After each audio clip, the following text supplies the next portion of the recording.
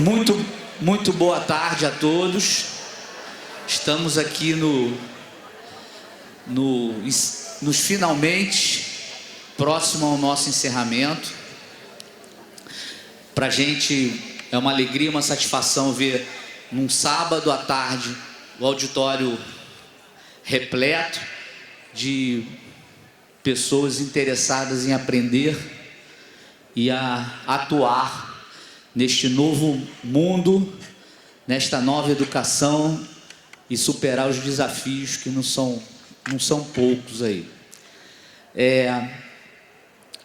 A gente estava conversando com o professor Bolonha ali na sala ali, e o papo estava tão bom que teve gente que falou, não, vamos ficar mais um pouco aqui, e a gente vai consultando aqui, tirando nossas dúvidas e aprendendo um pouco mais aqui com ele. Estava ótimo. Bom, professor José Ernesto Bolonha é graduado e pós-graduado em Psicologia e Administração, fundador do Ethos, Seres Humanos de Negócio, psicólogo do desenvolvimento voltado à construção da cultura transdisciplinar, contemporânea em suas vertentes educacionais e empresariais. Consultor em desenvolvimento humano e organizacional, focado em sucessão familiar, modelagem de negócio, membro de diversos institutos e conselhos de administração, professor e conferencista e autor. Professor Bolonha, vocês vão perceber que é um profissional que conhece profundamente o nosso setor, presta consultoria para inúmeras instituições de ensino e é um homem que está sempre com um olhar no futuro, um olhar para frente, e tenho certeza vai nos ajudar a encontrar algumas respostas e sairmos também daqui com muitas perguntas também, com muitas caraminholas aí. Então, por favor, professor José Ernesto Bolonha.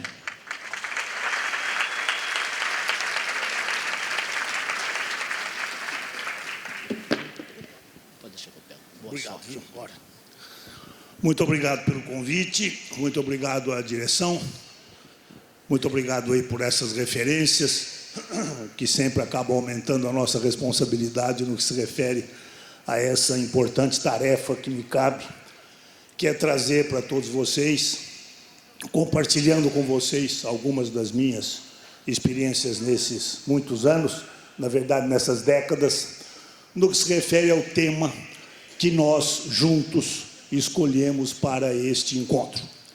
E o tema tem por título Cultura, Educação, Escola e Futuro.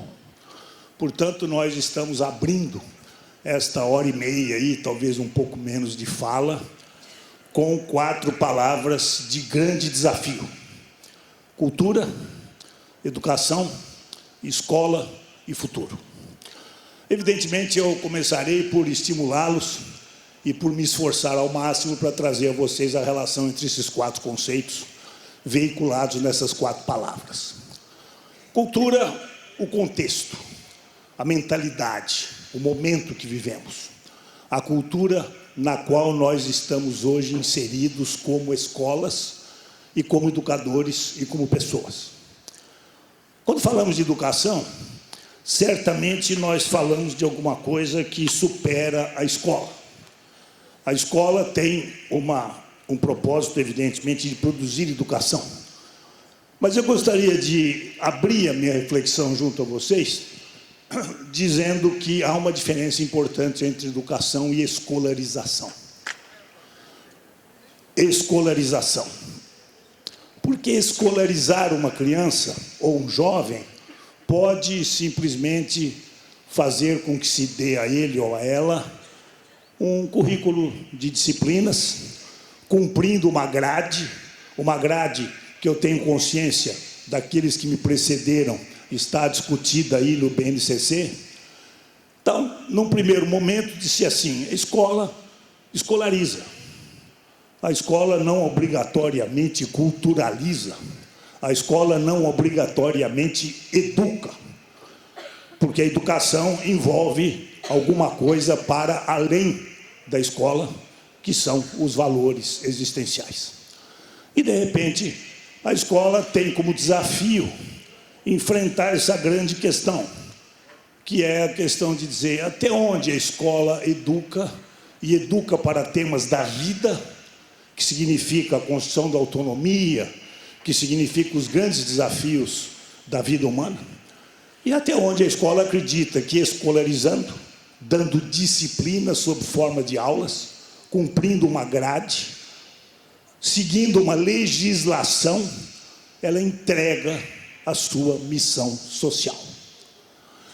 Essa tem sido, indiscutivelmente, a maior questão que relaciona esses 4 conceitos no mundo contemporâneo: cultura, educação, escola, e como é que nós fazemos para dividir isto. Então, eu gostaria de iniciar minha reflexão junto a vocês, dividindo essa questão em 3 grandes verticais. Vamos dividir isso em 3 conjuntos de temas. E vamos dizer que, realmente ousando enfrentar as grandes polaridades que podemos ter aqui, ousando enfrentar os grandes dilemas que este belo evento, que esse belo congresso nos trouxe, para que possamos fazer apostas, nós tenhamos uma visão seguinte: um conjunto de temas nós podemos chamar de temas existenciais. São temas ligados à vida humana. São temas que transcendem a escola, são temas que transcendem a família, são temas que transcendem a empresa, são temas e enigmas ligados à condição humana. Vamos dizer que temos um segundo conjunto de temas, que são temas educacionais, que não pegam todos os temas existenciais, que pegam alguns temas existenciais. Como nós fazemos para transformar enigmas da existência humana em temas de educação? E o terceiro conjunto de temas, que são os temas escolares. Como nós pegamos os temas educacionais e dizemos: olha, a escola, desse grande conjunto de temas educacionais, vai entregar alguns. Ela talvez não entregue todos. Talvez ela não consiga entregar todos. Quer dizer, os temas existenciais são muitos. São enigmas muito grandes, são questões que se referem à filosofia moral, que se referem à antropologia, que se referem à condição humana, o que nos faz humanos, se os humanos são maus, se os humanos são bons, se eles são capazes de construir uma sociedade que funcione, o problema ligado à moralidade, os problemas ligados ao poder público. São temas existenciais, são temas de adultos, são temas daqueles que enfrentam as adversidades naturais da vida. Nós não podemos, como escolas, lidar, provavelmente, com todos esses temas, mas nós precisaríamos lidar com alguns desses temas, para que nós pudéssemos educar. Alguns temas existenciais nós temos que corajosamente enfrentar. Então, nós perguntamos: ô Bolonha, já que você resolveu se atrever a trabalhar esses 4 conceitos de uma forma relativamente ousada, corajosa, profunda, provocativa, e prometendo entregar a vocês algumas apostas que nós poderíamos fazer na sala de aula, apostas que nós poderíamos fazer como coordenadores, que nós podemos fazer como orientadores, que nós poderíamos fazer como mantenedores. Se você que tivesse escolher um tema existencial, do grande número de temas existenciais que nós temos pela frente como humanos, qual tema você escolheria? Que tema existencial, discutido pelos filósofos, pelos psicólogos, pelos psicanalistas, seria um tema existencial de corajosa ousadia? E eu respondo: a relação entre a razão e a morte.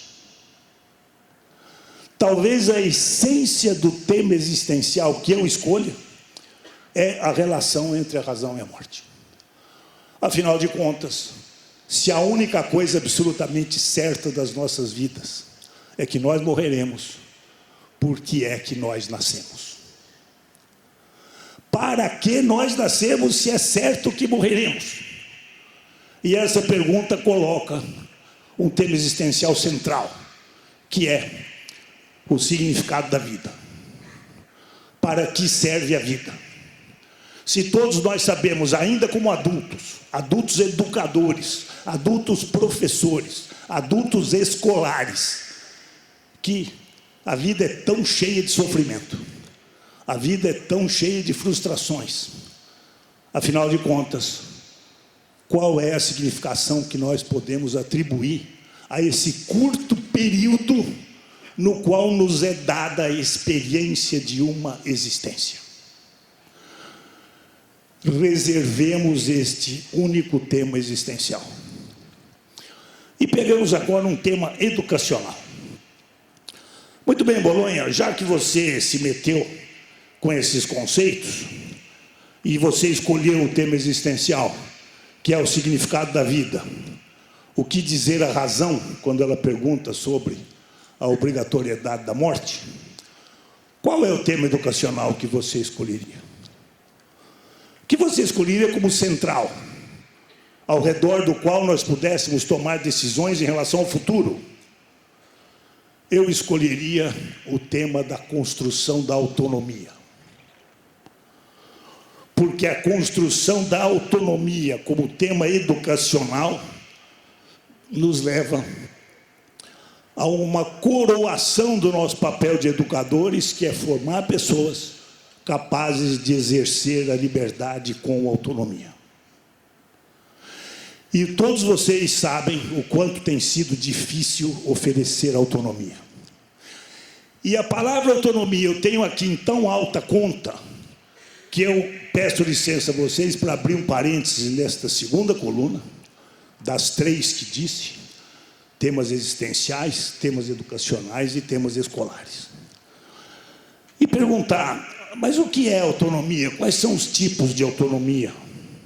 O que significa, na verdade, esta busca, essa responsabilidade que eu estou defendendo que os educadores têm? A autonomia pode ser dividida em 4 frentes. Autonomia econômico-financeira.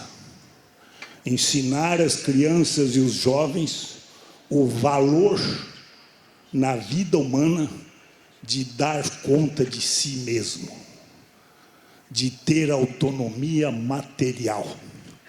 Ensinar a ganhar dinheiro, ensinar a cultivar a própria reputação, ensinar a se profissionalizar, ensinar a servir a sociedade como um profissional autônomo, como um profissional que tem a sua própria capacidade de subsistência.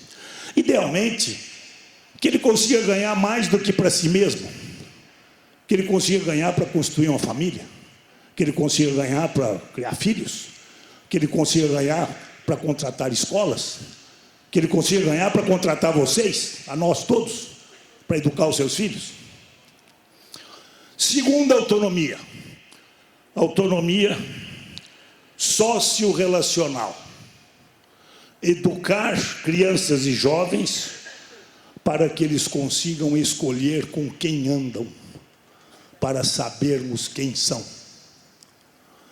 Escolher as pessoas com que se relacionam.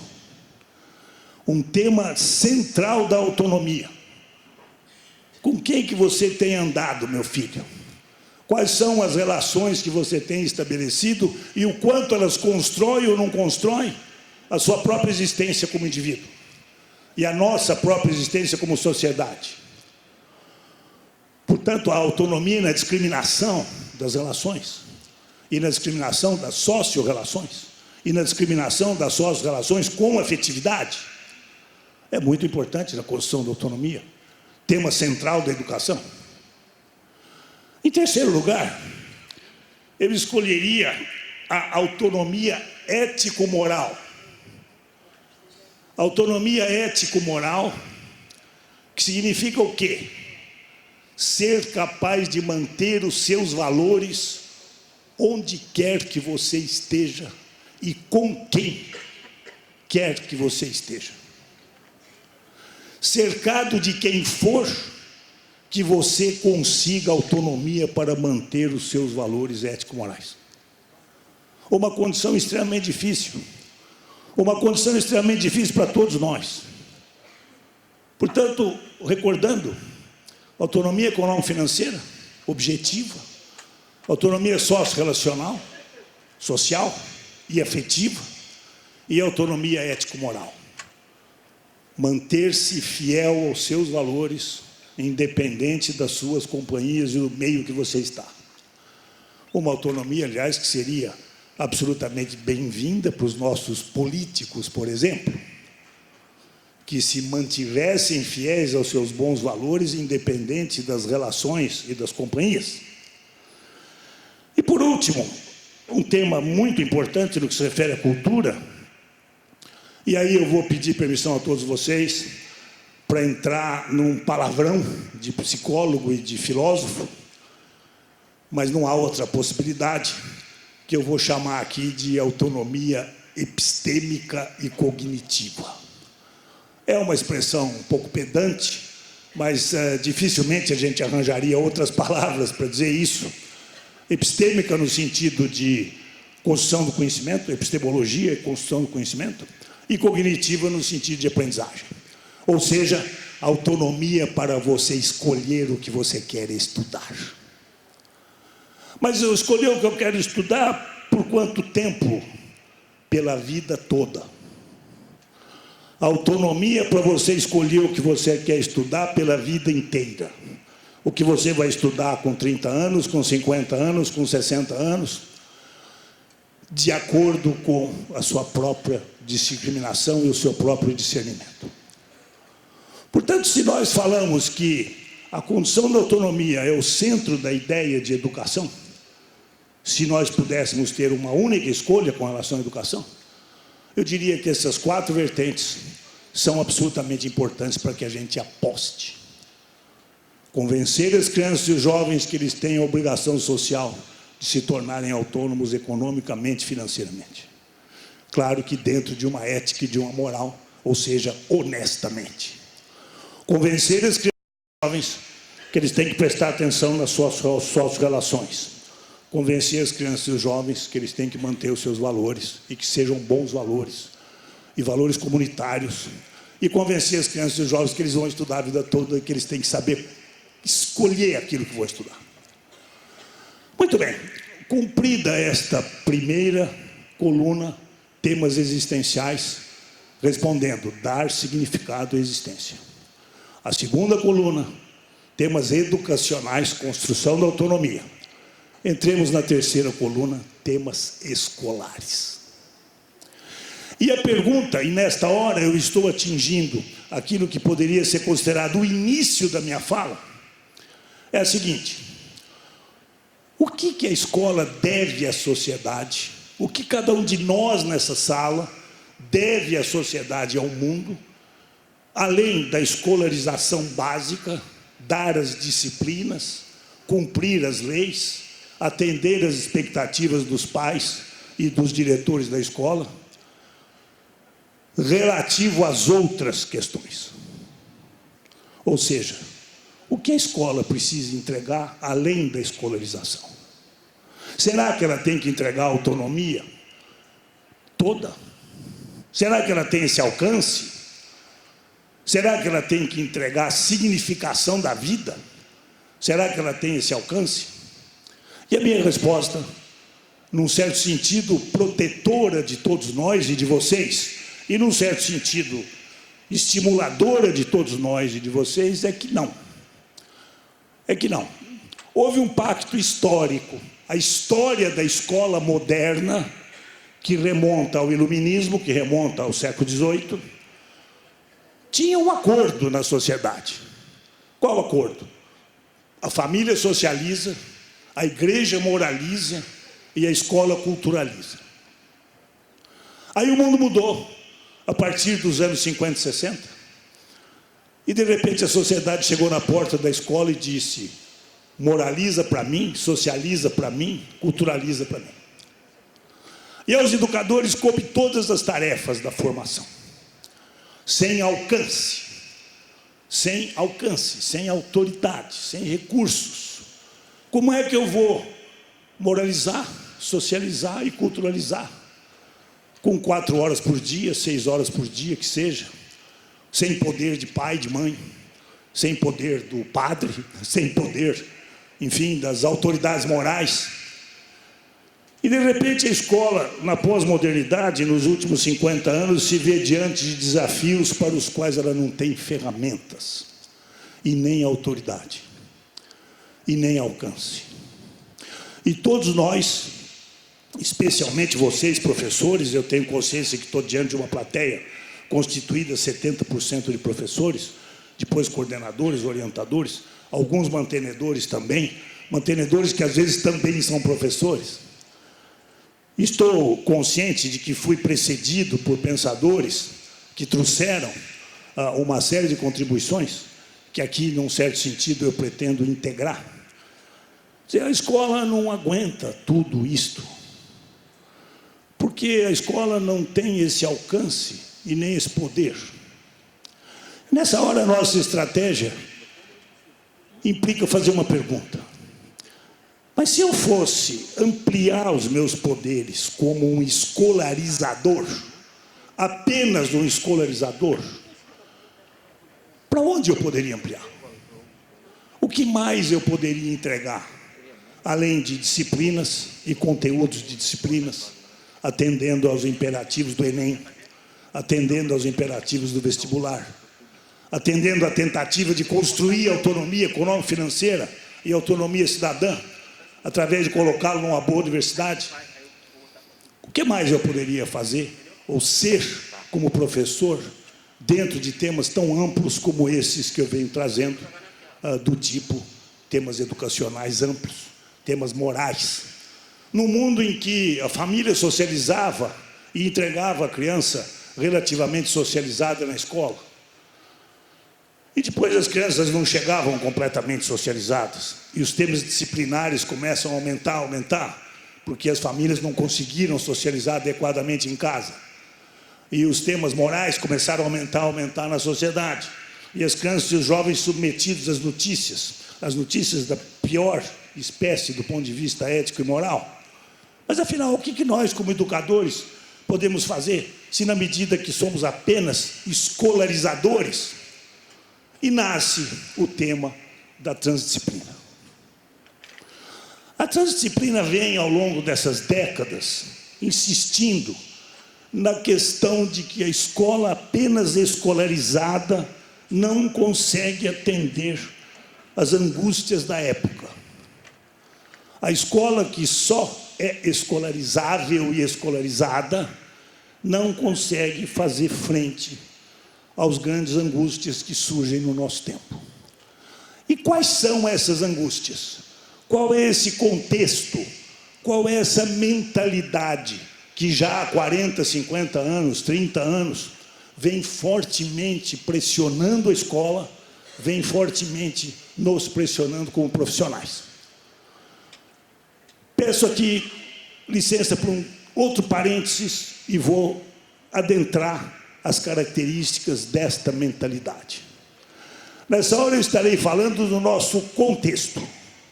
Em que mundo nós estamos metidos como profissionais, educadores, escolarizadores, para que nós possamos ampliar isso, para que a gente possa falar do futuro, para que a gente possa antever o futuro e para que a gente possa, num certo sentido, alcançar nesta interação apostas que sejam viáveis para nós.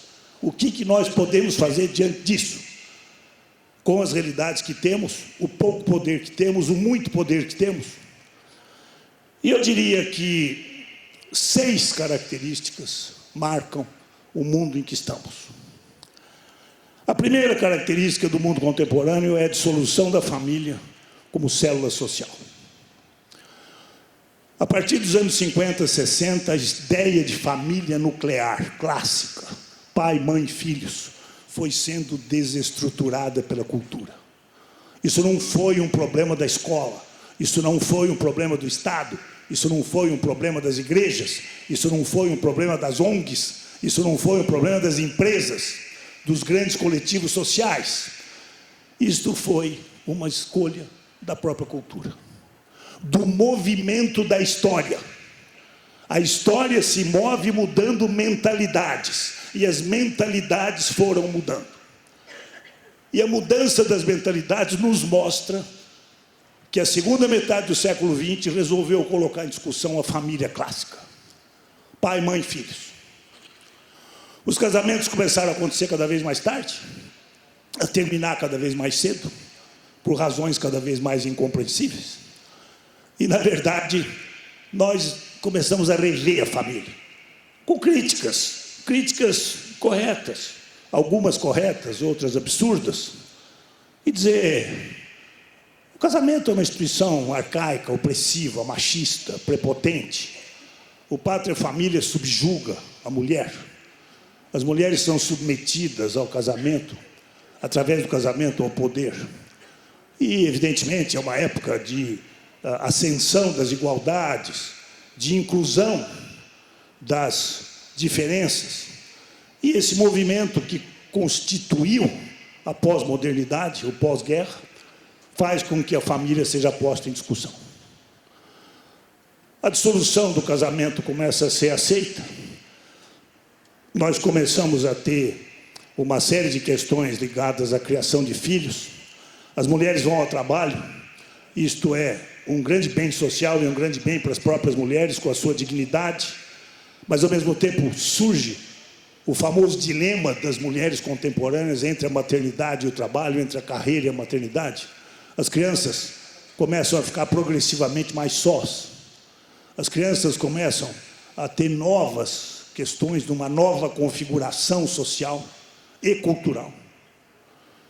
A segunda característica é que, muito intensamente, ao longo da segunda metade do século XX, as igrejas tradicionais se esvaziam como fonte da educação moral.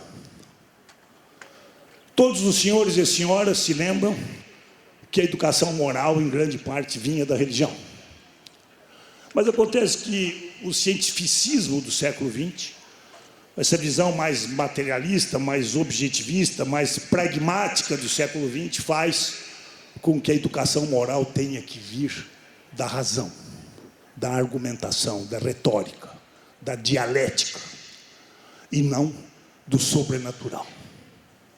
O sobrenatural passa a ser uma espécie de batata quente na educação.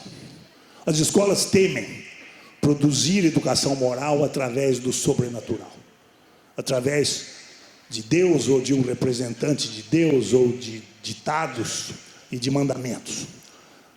A segunda metade do século XX procura produzir educação moral através da argumentação racional, através daquilo que chamaríamos de uma dialética da razão, e teme a educação moral que vem do sobrenatural, do religioso, do místico, do litúrgico. E essa é uma característica absolutamente clara que as famílias e as sociedades começam a adotar. A terceira transformação é que surge a juventude. A juventude se torna muito forte. A juventude se torna um símbolo do apogeu da vida, do apogeu da existência. A segunda metade do século XX, ainda hoje, é um momento cultural na história das mentalidades, onde todos querem ser jovens. As crianças querem ser jovens logo. Todo mundo que lida com educação infantil sabe disso. Os jovens querem ficar jovens a vida inteira.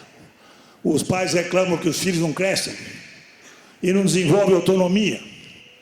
Como diz o Mário Prata, filho é bom, mas dura muito. Porque, na verdade, os filhos dependem. Eu tenho diversos adolescentes de 35 anos como meus clientes, pagos pelos pais para falar mal dos pais para mim. Então, na verdade, esta questão é séria, porque nós, adultos, também queremos ser jovens. E os velhinhos também querem ser jovens. Tem uma viagem ao Pantanal para a melhor idade, onde você pode encontrar o grande amor da sua vida depois que você ficou viúvo. Então você tem uma existência toda voltada para a ideia de juventude. E a juventude tem muito poder. É uma época em que a juventude tem poder. Os filhos sabem mais que os pais. no mundo da tecnologia é assim. As mães e os pais hesitam diante da segurança dos filhos. Ah, professor, eu falo com ele, mas ele não me obedece. Ele não me escuta. Ele não me respeita. E todos os educadores enfrentam uma época com esta mentalidade. A juventude dá as cartas economicamente. A juventude dá as cartas existencialmente. A juventude dá as cartas nos seus programas e na sua visão de mundo. Evidentemente, isso nos leva a um individualismo, isso nos leva a uma cultura bastante adolescente. A quarta transformação é uma intensa mudança no conceito de felicidade. O mundo contemporâneo, como inserção daquilo, da cultura na qual nós estamos, é um mundo que diz: ser feliz é realizar desejos. É uma cultura que celebra a felicidade como fruto do desejo, da realização do desejo. E não obrigatoriamente da realização do dever. E não há profissional no mundo que tenha maior problema na relação entre o dever e o desejo do que o professor. Ser professor é lidar com o dilema entre o desejo e o dever. Você deseja jogar bola, mas você deve estudar matemática. E, evidentemente, esse dilema é um dilema educacional milenar. Civilizar os humanos através da escolarização, fazendo com que eles deem valor ao dever. E cuja solução psicológica e psicanalítica e cultural é a seguinte solução: deseje o seu dever. Numa grande medida, a cultura clássica dizia: aquele que consegue desejar o seu dever é um ser humano feliz. Porque ele junta os dois. Então, assim, não, ou eu desejo ou eu devo. E eu escolho o desejo. Ora, nós temos um conflito permanente. E certamente nós vivemos nesse conflito. E vivemos com filhos, com alunos. E vivemos com, às vezes, com marido e mulher, etc. Nós vivemos isso com todas as nossas relações. É uma cultura que celebra o desejo como uma forma importante de felicidade. Nesse sentido, era uma cultura que os psicanalistas dizem que regrediu. Regrediu por quê? Porque o processo civilizatório, que obrigatoriamente coloca deveres. Você tem o dever do sacrifício, você tem o dever de renunciar a desejos, você tem o dever de fazer aquilo que você não quer fazer, você tem o dever de cumprir as suas obrigações, de honrar a sua palavra, de cumprir as suas promessas. Você tem o dever de obedecer seu professor, de respeitar os seus pais. Estas são coisas que o mundo contemporâneo não gosta. Esse é o contexto. Toda a comunicação fala disso. E eu não estou dizendo que não tem razão, porque é um mundo de mais liberdade. É um mundo que resolveu derrubar os velhos valores. A palavra que se usou tanto nos anos 70, nos anos 80, é desconstruir a cultura clássica.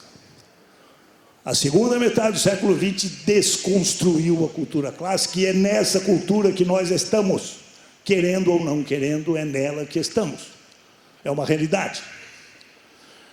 A quinta transformação que eu prometi, das 6 que prometi, é a comunicação de massa.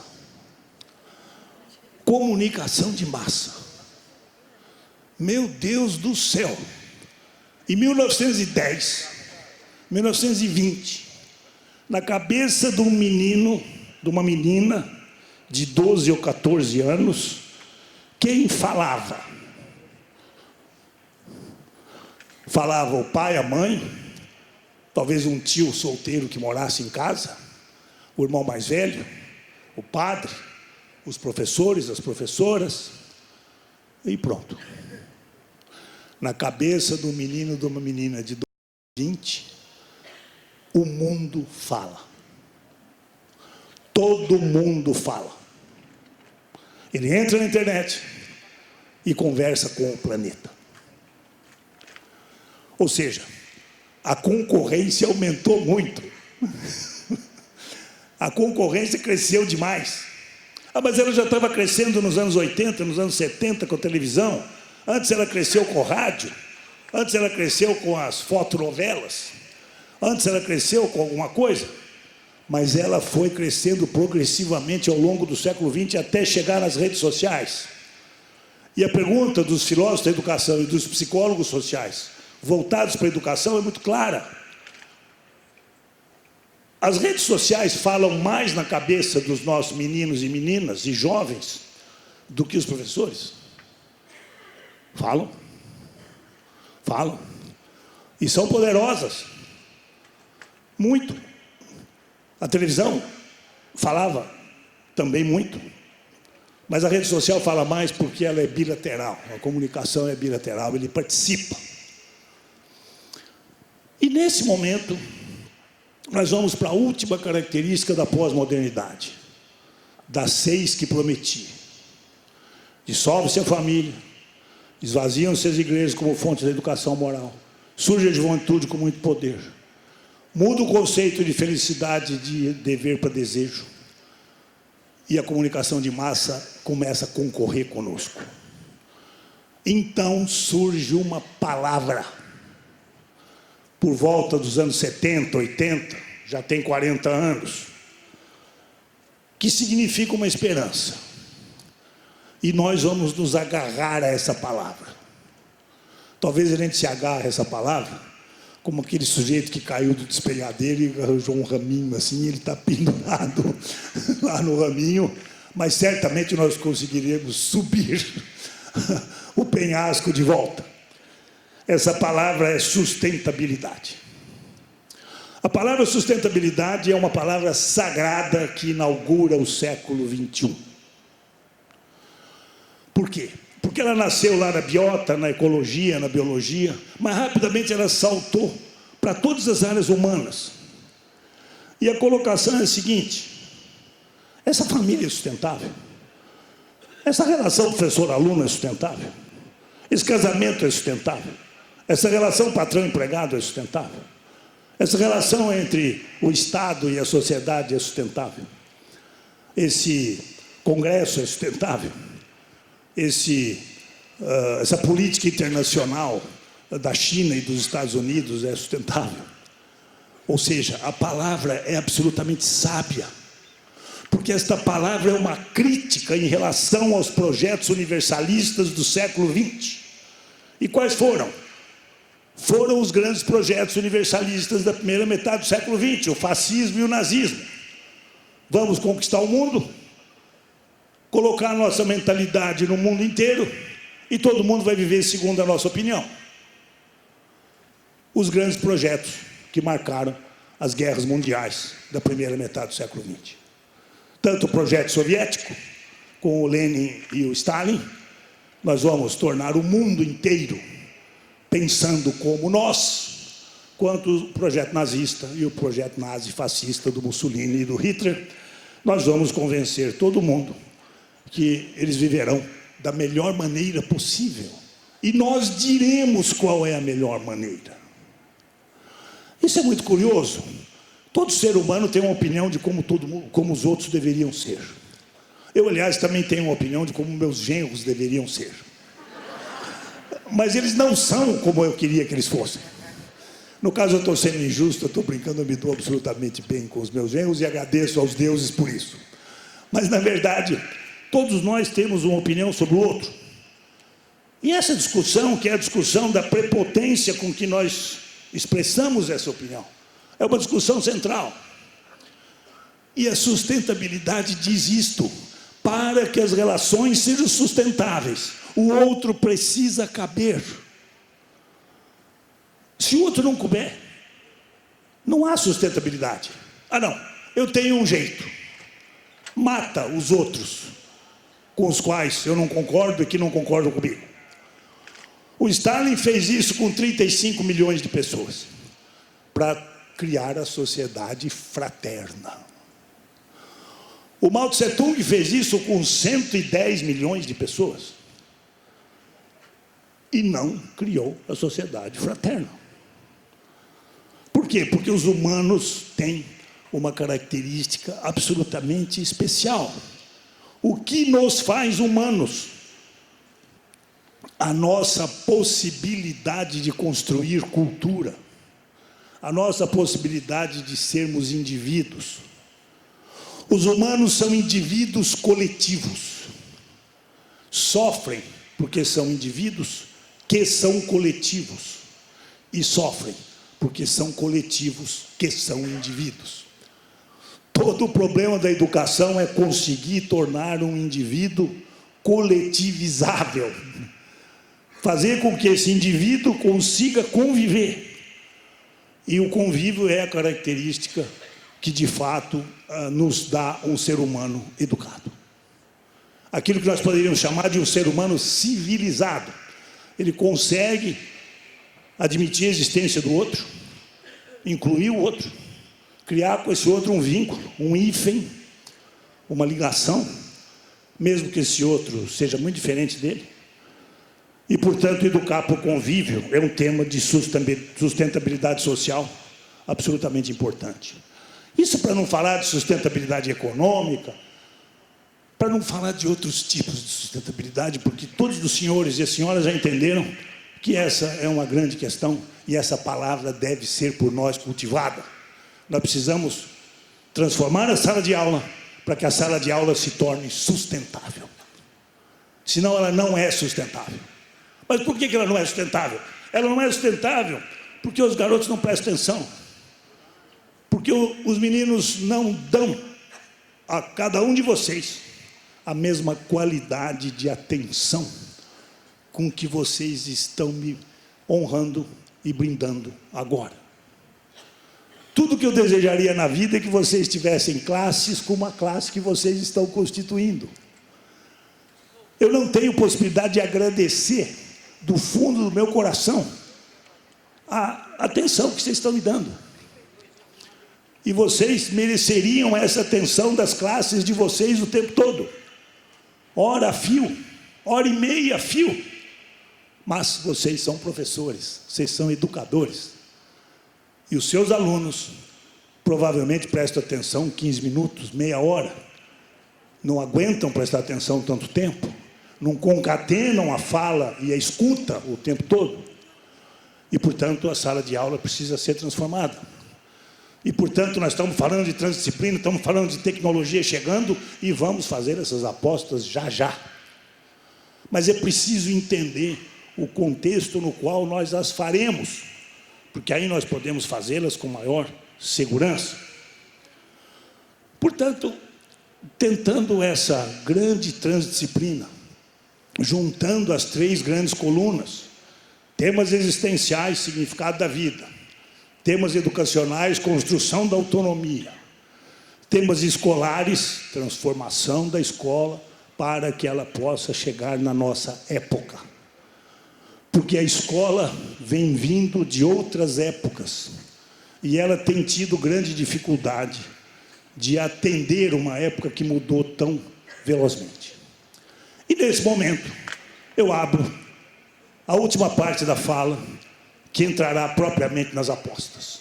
Ou seja, contextualizado o contexto, dito o mundo no qual nós estamos e as nossas dificuldades, o que é que nós poderíamos fazer? E seguindo o mesmo princípio que eu de início coloquei, ou seja, ousando ir aos extremos, eu gostaria de começar por um extremo, e para falar do futuro, e do futuro até mesmo remoto, eu falarei do passado, e falarei do passado remoto. Nessa hora eu quero recuperar com vocês uma característica da condição humana que marcou o aparecimento da nossa espécie. Durante os últimos muitos e muitos anos eu tenho me interessado pela psicologia do homem do Paleolítico. Falei, Bolonha, que coisa mais maluca você querer estudar a mentalidade do homem do Paleolítico se não há documentação, que não há absolutamente nada. Hoje em dia, a arqueoantropologia os antropólogos que se interessam pelo paleolítico, pela arqueologia, têm feito grandes desenvolvimentos em relação a isso. E esses estudos são extremamente interessantes para nós, educadores, e vocês verão que traz contribuições importantes. E a primeira pergunta é extremamente curiosa, e eu diria que muito afetivamente humana. Como é que eles viviam? Como viviam os caçadores-coletores no início da linguagem? Quando surgiu a fala, a linguagem, quando os humanos perceberam que uma das coisas que nos diferencia como humanos, por que somos humanos, é porque falamos. É uma das características. Não é a única. Mas, um belo dia, começamos a falar. E começamos a articular linguagens. Quem se interessa por filologia, quem se interessa por linguística, se interessa por essa questão, a meu ver, absolutamente fascinante e muito importante para qualquer educador. Como foi o surgimento da fala? E, principalmente, qual o significado da fala? E qual a diferença entre a língua e a fala? A resposta me parece absolutamente útil para as nossas decisões com relação ao futuro. Os humanos são submetidos à língua. Nós nascemos numa cultura que tem uma certa língua. Mas nós somos livres para exercer a nossa fala. Portanto, língua e fala, e tomo essas palavras do Ferdinand de Saussure, o grande criador da linguística moderna, a partir da filologia, e diria, como fica a fala do professor contemporâneo pós-moderno, século XXI, na sala de aula e na relação com o aluno? E a essa fala eu acrescentarei a face. O quanto eu, como professor, dei e darei ao meu aluno a fala e a face. Esta face que vocês estão me dando, esta face que em muita medida constrói a minha fala, porque a minha fala muda conforme a face de vocês. A face de vocês me aprova e me reprova. A face de vocês me direciona. Até um certo ponto, a minha face direciona a atenção de vocês. Retém a atenção de vocês ou a perde. Portanto, senhores mestres e senhoras mestras, há uma coisa que os humanos não poderão tirar uns dos outros, e esta coisa ocorre na sala de aula, essa coisa ocorre na escola, essa coisa ocorre na vida. É dar ao seu discípulo uma fala e uma face. Porque sem a fala e a face, a relação educacional é muito difícil. Mas por que a relação educacional é tão difícil? Porque a fala e a face anunciam o afeto. E o afeto educa. Talvez só o afeto eduque.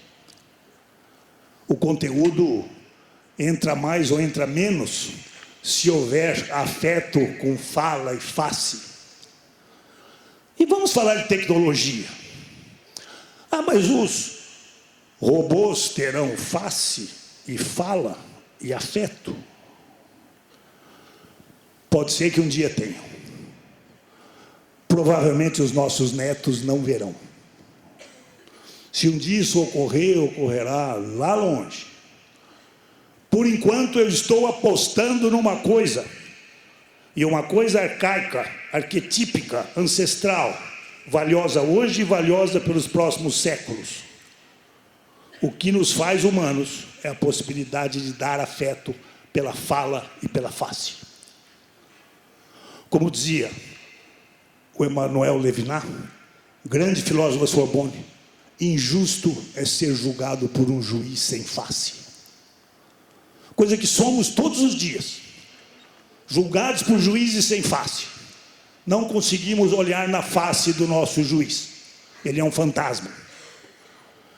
Portanto, eu diria, a primeira ferramenta na qual eu aposto que seguirá na sala de aula, na educação, na profissão de professor, na profissão de orientador, na profissão de coordenador, nas expectativas dos mantenedores e dos diretores, é que nós possamos dar às crianças fala e face com afeto. Porque isso não é substituível. Pelo menos não é substituível a curtíssimo prazo. Mas existe alguma coisa além da fala, da face e do afeto, que poderia ser uma aposta ancestral da condição humana na aposta da sala de aula? Sim, o ato, a ação, a fala, a face, o afeto e o ato. Que ato? O ato coerente com a fala. Porque o ato incoerente com a fala produz dor no afeto. E todos os senhores e todos nós temos essa dor diante dos nossos líderes quando falam uma coisa e fazem outra. Quando mostram o cinismo de fazer uma coisa sendo que falaram o oposto. Isto quebra o afeto. Quebra a confiança. E o que é a confiança? A cola social. Ah, mas a escola precisa formar cidadãos, cidadãos que melhorem o mundo, cidadãos que estendam a mão para os mais desprotegidos. Sim, precisa, mas não será falando uma coisa e fazendo outra que nós conseguiremos isto. Portanto, o mestre tem de mais precioso, tomado do caldeirão da ancestralidade, da arquetipia, do arcaico, que está hoje aqui e estará sempre, enquanto existir um ser humano sobre a terra, é conseguir entregar nos atos a fala, a face e o afeto. Ah, mas isso significa tirar a tecnologia? Não, pelo contrário. Pelo contrário. Significa colocar a tecnologia, usar todos os bens da tecnologia, aproveitar a tecnologia, mas aproveitar a tecnologia a nosso serviço e não nós a serviço da tecnologia, que é a tendência que ocorre, o chamado se perder na ferramenta. Começou a fazer rede social, pô, que legal, vai aumentar, vai ter ética, vai ter afeto, vai ter fala, vai ter face até, embora uma face eletrônica, toda midiática, que não é a face presencial, como essa que está aqui. Mas, de repente, você vê que ele está se perdendo na ferramenta, que a ferramenta está engolindo. E que aquilo que é estruturalmente humano, a autonomia do humano, não está presente. E, nessa hora, eu acho que os professores, sim, os educadores, sim, têm um papel. A Bolonha, mas nós já temos tanto problema de dar as disciplinas, e já temos tanto problema de fazer eles terem boa nota no Enem, e o Enem vai fazer eles entrarem na faculdade, e na faculdade eles vão construir autonomia econômica financeira e provavelmente reputação moral. Sim. Porém, este é o convite.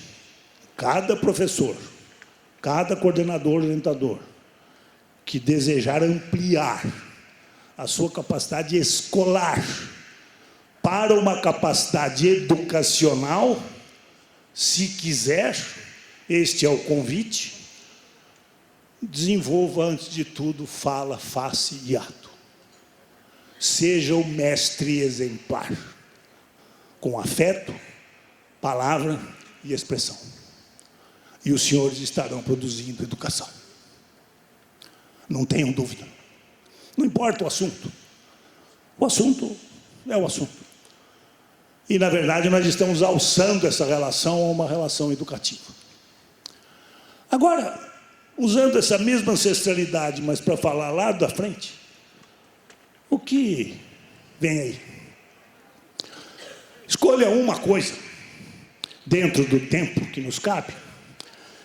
Aí vem a inteligência artificial. E aqui eu vou recomendar a vocês todos ou todas um livro de um autor americano chamado Chris Bryan. O livro se chama O Humano Mais Humano. O Humano Mais Humano. É o nome do livro. O Chris Brown fez letras especializado em poesia e depois ele foi para o MIT fazer um curso de informática e se tornou um programador e uma pessoa de tecnologia. Ele viveu esses mundos de uma maneira muito profunda.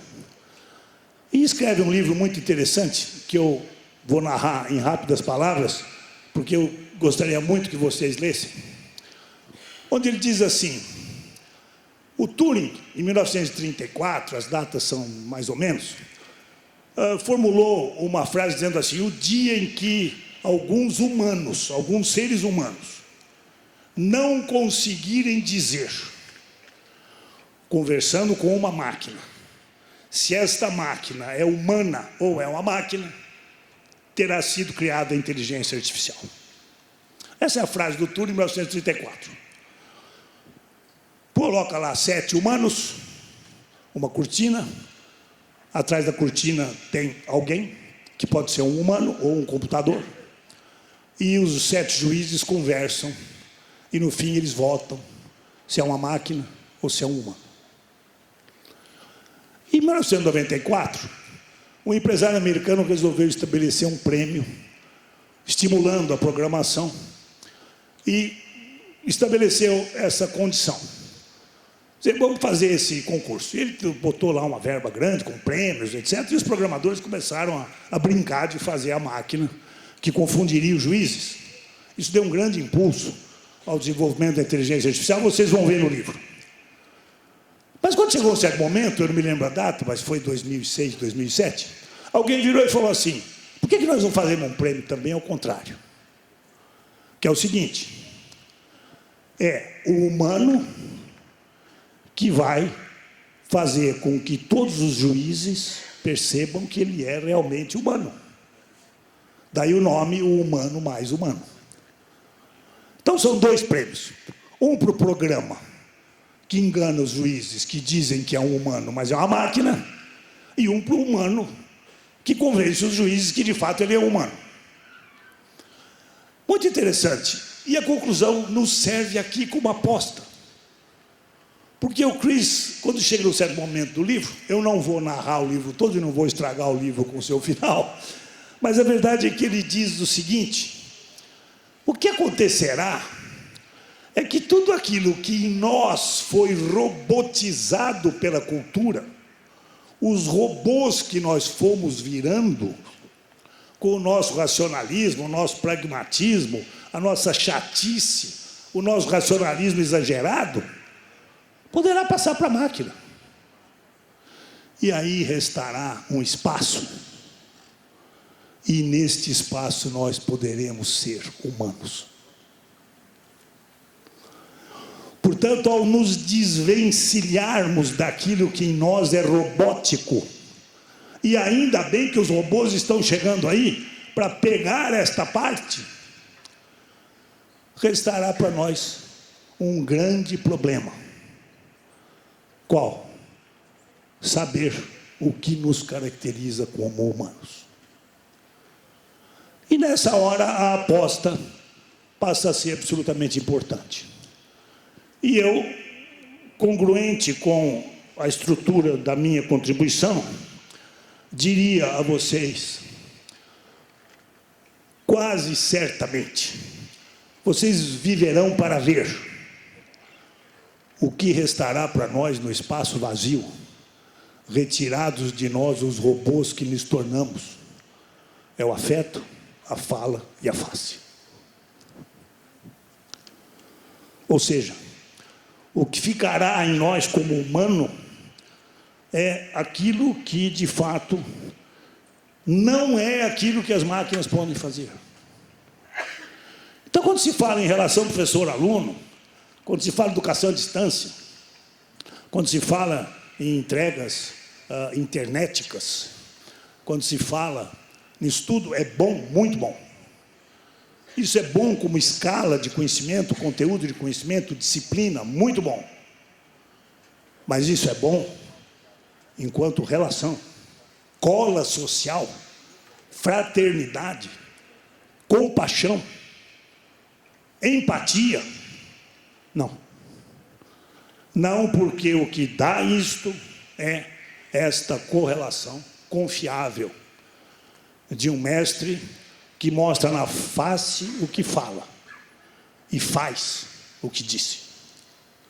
Isto gera esta relação e que as máquinas provavelmente aprenderão, inclusive, a tapear umas às outras, se é que a humanidade vai ficar assistindo as máquinas combatendo em algum tipo de disputa.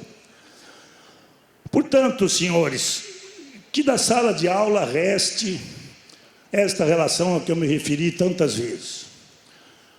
Que todos vocês possam agregar às suas tarefas, aos seus deveres de entregar conteúdo disciplinar, transdisciplinar lá nos projetos de STEAM, ou o que quer que seja, não há problema nenhum, mas que possam agregar estes saberes.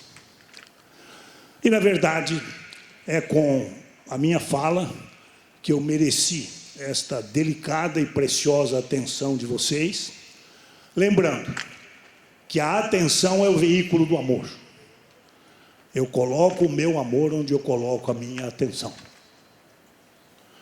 As crianças não têm recebido atenção. E se elas não recebem atenção, elas não recebem amor. É agradecendo imensamente esses olhares que eu me despeço. Muito obrigado.